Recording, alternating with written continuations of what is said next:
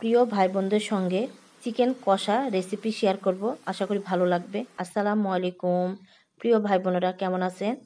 Chicken কষার জন্য এখানে আমি প্রথমে আলু ভেজে নিব। হলুদ লবণ দিয়ে আলুটা ভেজে নিতে হবে। নতুন আলু, অনেকে নতুন আলু ভাজতে চায় না, তো আপনারা নতুন আলুটা ভেজে নেবেন। আমি যেভাবে রান্নাটা করব আপনাদের সঙ্গে শেয়ার করেছি। এই রান্নাটা এভাবেই আপনারা রান্না করবেন, শুরু থেকে শেষ পর্যন্ত দেখবেন আশা করি। এখানে আমি তেজপাতা দিয়েছি, শুকনো মশলা নিয়েছি কিছু, আপনাদের সুবিধার জন্য দেখিয়ে দিলাম।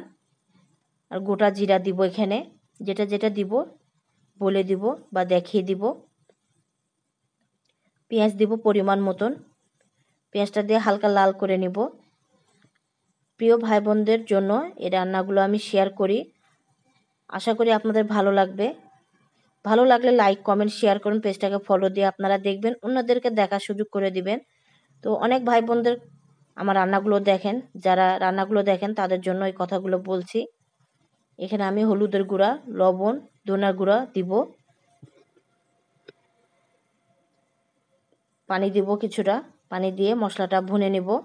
একে একে মরিচ বাটা, আদা রসুন বাটা দিয়ে দিব।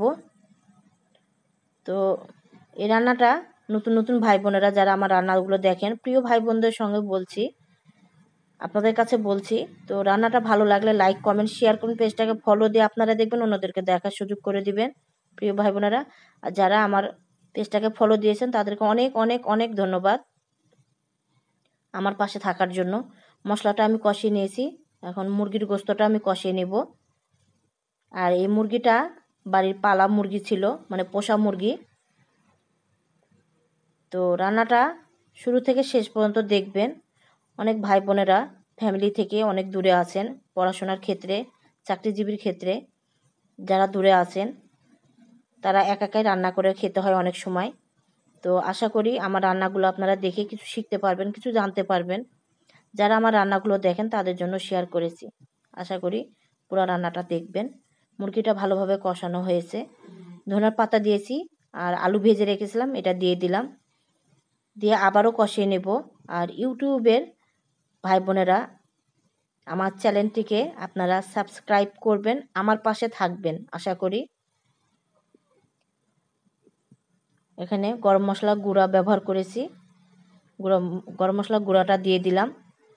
আর আমার কাছে কিছু জানার দরকার হলে আপনারা কমেন্টের মাধ্যমে জানাবেন, প্রিয় ভাই বোনদেরকে বলছি। আর পুরোপুরি রান্নাটা দেখবেন, দেখলে বুঝতে পারবেন আমি কিভাবে রান্না করি। আর আপনার যেটা জানার দরকার হবে সেটা কমেন্টের মাধ্যমে জানাবেন।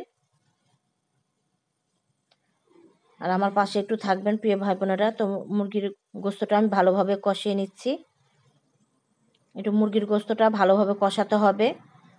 এই খুবই চমৎকার একটা রেসিপি, আপনারা অবশ্যই খাবেন। তো রান্নাটা এত মজার হয়েছিল আপনাদেরকে বলে বোঝাতে পারবো না।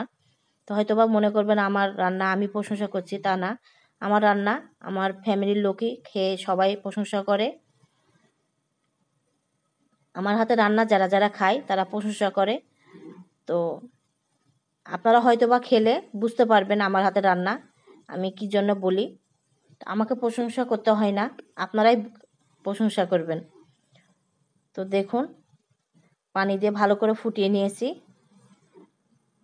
তরকারির কালারটা আপনাদেরকে কি বোঝাতে পারছি না, এত সুন্দর কালার এসেছিল। তো আমার পাশে থাকবেন প্রিয় ভাই বোনেরা। তো রান্নাটা আমার প্রায় হয়ে গেছে, এখন আমি ভাজা জিরা গুঁড়া ব্যবহার করব।